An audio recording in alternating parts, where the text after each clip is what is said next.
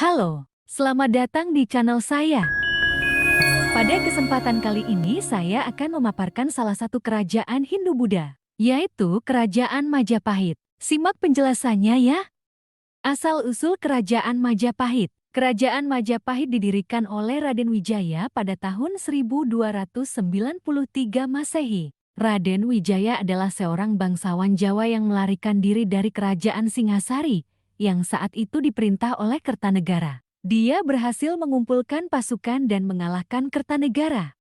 Berikut ini raja-raja yang pernah memerintah Kerajaan Majapahit yaitu: pertama, Kertarajasa Jayawardhana. Kedua, Jayanegara. Ketiga, Tribhuwana Wijaya Tunggadewi. Keempat, Hayam Wuruk. Kelima, Wikramawardhana. Keenam, Suhita. Ketujuh, Kertawijaya. Kedelapan, Raja Sawardhana. Kesembilan, Girishawardhana. Kesepuluh, Suraprabhawa. Kesebelas, Kertabumi. Kedua belas, Girindrawardhana.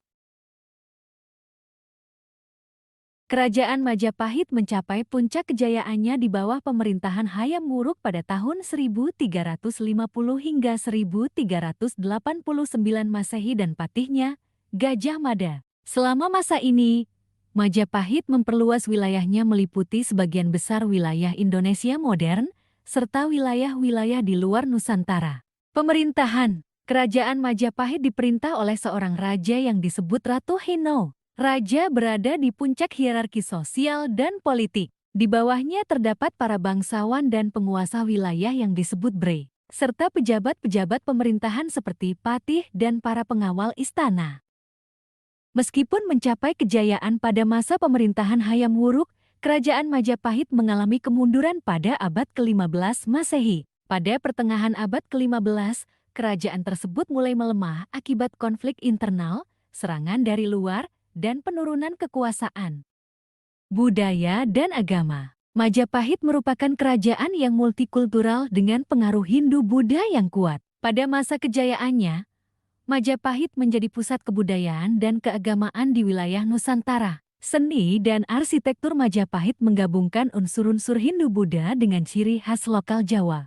Akhir Kerajaan Majapahit. Jatuhnya Kerajaan Majapahit biasanya pada tahun 1478 Masehi ketika ibu kota kerajaan, Trowulan, direbut oleh pasukan Demak, salah satu kerajaan Islam di Jawa. Namun, proses kemunduran dan runtuhnya Majapahit adalah proses kompleks yang melibatkan faktor politik, ekonomi.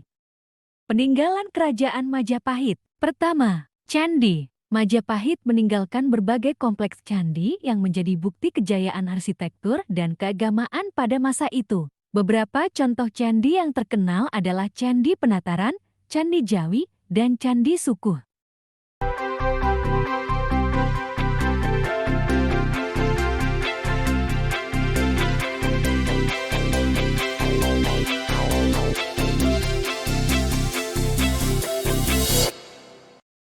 Kedua, prasasti. Peninggalan berupa prasasti-prasasti batu memberikan informasi tentang kegiatan pemerintahan, peristiwa penting, dan struktur sosial pada masa Majapahit. Prasasti-prasasti ini tersebar di berbagai wilayah di Indonesia, seperti Prasasti Trowulan, Prasasti Canggal, dan Prasasti Mantiasi.